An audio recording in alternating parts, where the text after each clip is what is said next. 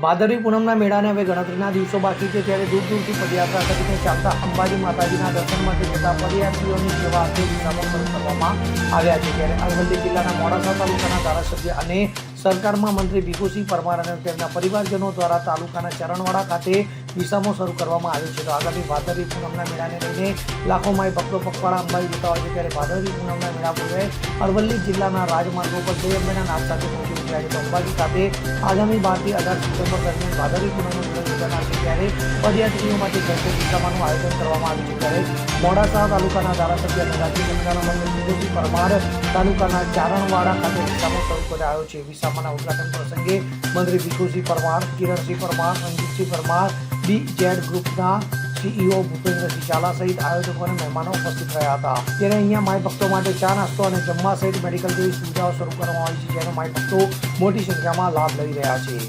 Bureau report CN24 news. હવે જુઓ દેશ દુનિયાની તમામ ખબરો તમારી આંગળીના ટેરવે।